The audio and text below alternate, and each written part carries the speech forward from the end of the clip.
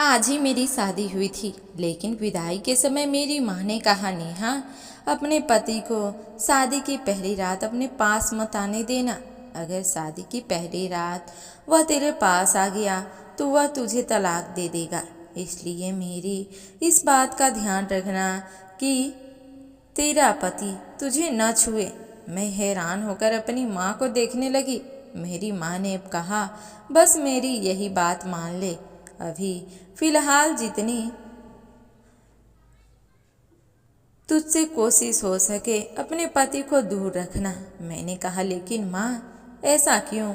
वह मेरा पति है और वह क्यों मानेगा? और फिर गौतम ने कितनी जिद के बाद मुझे पाया है, फिर वह भला मेरे करीब क्यों नहीं आएगा? और फिर मेरी माँ ने मुझे ऐसी हकीकत बताई कि मैं कांप कर रह गई। जैसे मेरी माँ कहा, माँ, आपको यह शादी नहीं करवानी चाहिए थी। आपको कम से कम गौतम की जिंदगी बर्बाद तो नहीं करनी चाहिए थी। पहले एक बार तो सोचना चाहिए था। वह एक सच्चाई गौतम को पता चलेगी तो उसका पूरा परिवार ही बर्बाद हो जाएगा। यह आपने अच्छा नहीं किया। मेरी आंखों में आंसू आ गए। मेरी माँ ने मेरी यह सच्चाई मुझसे क्यों छुपाई थी? मेरी माँ ने कहा, यह शादी गौतम की जिंदगी जिद पर हुई थी। मैंने तो इस रिश्ते के लिए पहली बार में ही मना कर दिया था, लेकिन उन लोगों ने जब नहीं मानी तो मैंने भी सोचा अच्छा है तो भी अपने घर की हो जाएगी।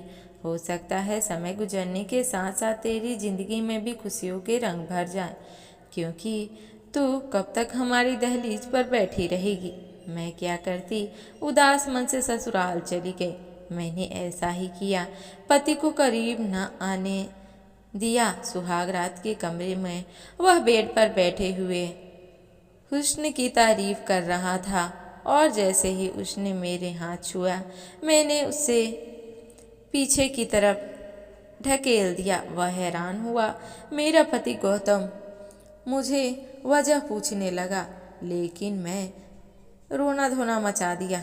मैंने कुछ नहीं बताया। फिर एक दिन मैंने गौतम को जब पूरा राज पता चल गया तो मैं किसी को मुंह दिखाने के काबिल नहीं रही, क्योंकि मैं गौतम के कमरे पर बेड पर बैठी हुई थी। वह मेरे सामने बैठा मुझे बड़ी हैरानी से देख रहा था। मेरा पूरा शरीर एक समय बुरी तरह से कांप रहा था। मैं पूरी तरह बर्फ की तरह ठंडी पड़ चुकी थी।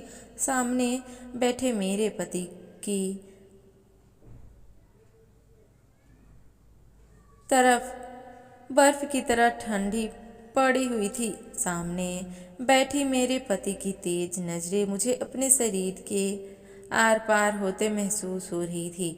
वह कहने लगा, क्या बात है नेहा, क्या यह शादी तुम्हारी मर्जी से नहीं हुई है?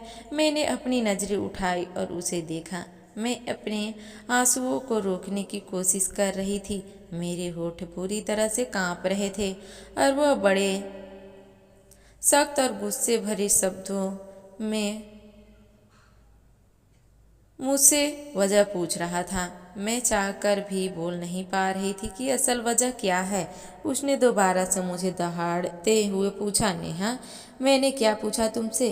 उसकी इस तरह की दहाड़ पर मैं पूरी तरह से घबरा गई थी और जोर से रोने लगी।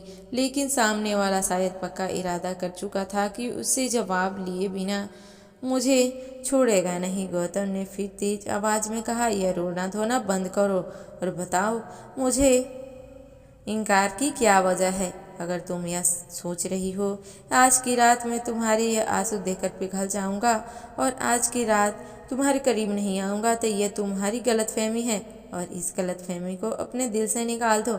यह कहकर उसने मेरा हाथ अपने हाथ की सख्ती से पकड़ लिया तो बुरी तरह से कांपने लगी। मैंने अपने हाथ खींचने की कोशिश की, पर वो मेरी ओर भी करीब आ गया था। कहने लगा, क्यों नेहा, क्यों मेरा इम्तिहान ले रही हो? मेरी पसंद की शादी के खूबसूरत जोड़े में सजी मेरे सामने बैठी हो और मुझे खुद के करीब भी नहीं आने दे रही हो। आखिर मैंने ऐसा क्या पाप कर दिया है? ऐसी कौन सी गलती की है जो तुम मुझसे यूँ दूर भाग रही हो? आज हमारी शादी की पहली रात है। इस शादी को लेकर लड़के और लड़की के दिल में कितने अरमान होते हैं, और तुम आज की रात मुझे खुद के करीब क्यों नहीं आने दे रही हो? आखिर इस सब की क्या वजह है? मुझे कम से कम वजह तो बता दो। हो सकता है मैं तुम्हारी मुश्किल को हल कर सकूं। मैं फरिश्ता नहीं हूँ नेहा। जो लड़की मेरे लिए हर तरह से जायज हो चुकी हो, उसे यूं सजा सवरा बस देखकर अपनी जी जलाता रहूं? मैं बड़ी मुश्किल से यह समय काट रही थी। हर रोज तुम्हारे संग के सपने देखते हैं। धीरे धीरे गौतम के कहने का अंदाज नशीला होने लगा था। वह चेहरा पर झूलते बालों को बड़ी प्यार से देख रहा था और मेरा दिल धड़कना भूल गया था। जितना वह आज बेताब नजर आ रहा था, मेरे लिए उसे रोकना और भी कठिन इम्तिहान बनता जा रहा था। लेकिन मैं मजबूर थी। जो आज मेरी माँ ने मुझे बताया था, आज मेरी राज गौतम जान जाता तो मेरी जान ले लेता, मुझे तलाक दे देता। गौतम ने मुझे सोने की चेन दिखाई, जिसे पहनते हुए उसकी उंगलियां बेखुदी से मेरे गर्दन पर रेंगने लगी थी। यह करंट था जो मेरे पूरे शरीर में लग रहा था। मैंने झट से उसका हाथ पीछे झटक दिया और खुद भी पीछे हट गए। मैंने कहा, प्लीज़ गौतम, मेरी बात समझने की कोशिश करो। गौतम ने कहा, मुझे बस 1 महीने का समय दे दो। मैंने विनती करते हुए कहा, लेकिन गौतम पर तो नशा सवार था। वह कुछ सुनने के मूड में ही नहीं था। कहने लगा, वजह बताओ मुझे, वरना मैं जबरदस्ती पर उतर जाऊंगा। तुमसे अपना हक वसूल कर लूंगा। तब भी तुम मुझसे सवाल नहीं कर पाओगी। वह भी शायद ठान कर ही बैठा था कि मेरी बात नहीं मानेगा। लेकिन गौतम की इतनी नज़दीकियाँ मेरे लिए कौन सी नई आजमाइश लाने वाली थी, वह मैं जानती थी। लेकिन मैं उसे रोक नहीं सकती थी। जैसे जैसे वह मेरे करीब बढ़ रहा था, मेरी हालत खराब होने लगी थी। मैं इस कदर बदहवास और परेशान थी कि वहीं बेहोश होकर बेड पर गिर गई। मेरे कानों में गौतम की आवाज़ गूंज रही थी। वह मुझे नेहा नेहा कहकर पुकार रहा था। मुझे बाजू से हिलाते जा रहा था। शायद उसे अंदाजा नहीं था कि मैं बेहोश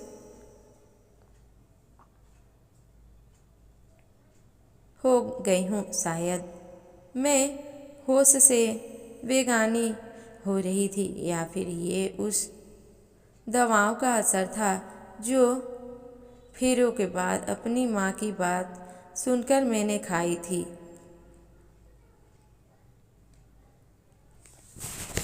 आगे की कहानी नेक्स्ट पार्ट में अपलोड हो जाएगी। तब तक के लिए धन्यवाद।